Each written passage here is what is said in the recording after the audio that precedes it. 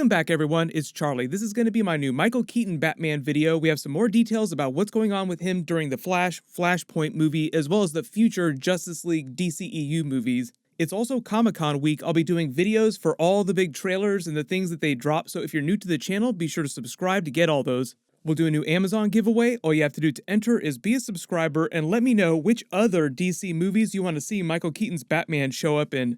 I'll just number these as we go along to stay organized, starting with number 5. So Michael Keaton's Batman is supposedly not going to be any kind of substitute for the Thomas Wayne Batman of the original Justice League Flashpoint story. But Michael Keaton himself is not playing Thomas Wayne Batman. Just to be clear, a lot of people saw that he was an older Batman. He seems like he's going to be super hardcore, so they just naturally assume because it's a Flashpoint story that Thomas Wayne would figure in. But Michael Keaton is not playing Thomas Wayne. He's playing an older version of his Bruce Wayne from the Tim Burton movies. There's no version of Thomas Wayne reportedly from Flashpoint in the movie at all. There was a little while where Jeffrey Dean Morgan seemed like he was reportedly in talks, but my assumption is that once they knew that they could get Michael Keaton to come back, they swerved completely on the Thomas Wayne character in favor of older Bruce Wayne Batman, and it's just going to be a completely different version of the Justice League Flashpoint story. When his Batman shows up during the movie, we'll find out what he's been doing on his Earth since the events of Batman Returns. The events of the Joel Schumacher Batman movies won't be treated as canon in Batman's history like Batman Forever, Batman and Robin.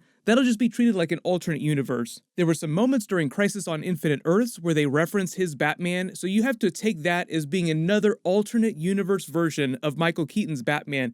Because it was so much Justice League crossover with Ezra Miller's Flash in Crisis on Infinite Earth sort of connecting the DCEU to the Arrowverse, there might be some small references to that during the Flashpoint movie, but I'm not expecting them to try and connect too many things. I did a big video on some deleted scenes with Michael Keaton's Batman in Crisis on Infinite Earth, so I'll link that video at the end of this. There were a couple inconsistencies and some continuity errors that I addressed during the video, but I kind of explained what they were trying to do with Michael Keaton's Batman during Crisis on Infinite Earths. Next big thing, the movie will not include a version of the Atlantean-Amazonian War from the original Justice League Flashpoint. I think we kind of expected this, but in that version of events in the original story, Aquaman's Atlantis had sunk most of Europe, the Amazons had conquered pretty much all the UK, and when the movie is starting to heat up, they're in the middle of a war with each other, the Amazons versus the Atlanteans, after an attempted alliance because Wonder Woman has killed Aquaman's Mira. Like everybody remembers that comic book moment where Wonder Woman wound up killing Maxwell Lord, and like, oh wow, this is hardcore Wonder Woman. They kind of did a version of that during Flashpoint, Darkest Timeline Wonder Woman and Darkest Timeline Aquaman. Arthur and Mira had been married, he'd already been king of Atlantis for a while, so she was his queen, so naturally the Atlantean people were screaming for blood. It gets super spicy. This is like the spiciest version of the Justice League Darkest Timeline that you've ever seen.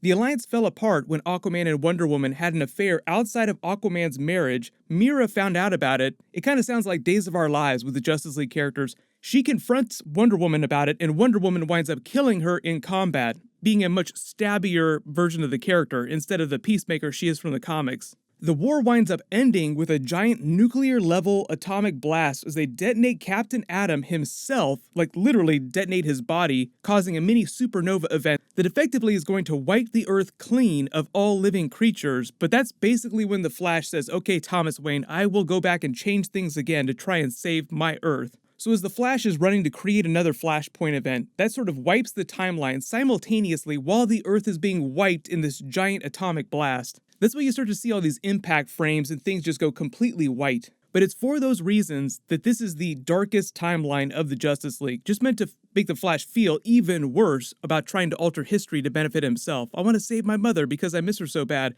but this is what winds up happening. They literally destroy the entire planet.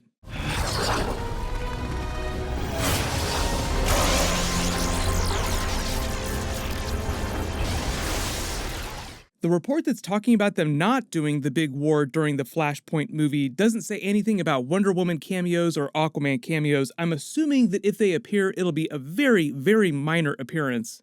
But next big thing is the Michael Keaton Batman will be a Batman from another universe of the multiverse. He won't be part of the DCEU continuity when he shows up for the first time. Ben Affleck will still be considered the Batman of this main Earth that Ezra Miller's Flash comes from. The new Robert Pattinson Batman will be from another universe too, but Matt Reeves isn't doing any big multiverse stuff in his first Batman movie, so don't worry too much about what's going on with that as it relates to Flashpoint and Justice League. It's not meant to be a prequel to any of the Ben Affleck Batman movies, including Justice League, Batman v Superman. It's just being treated like its own little bubble of continuity. If they decide to connect it with the multiverse later, then that would happen with some other movie. A while ago, though, Ezra Miller did have this big speech going on about how they were going full multiverse in the movie, making it sound like it would go beyond just one alternate version of Earth. This is him talking about that. Fair warning, he sounds like he's a little bit high when he's talking about it. We're talking about sparking a whole new universe, which is, it's not just the DC multiverse,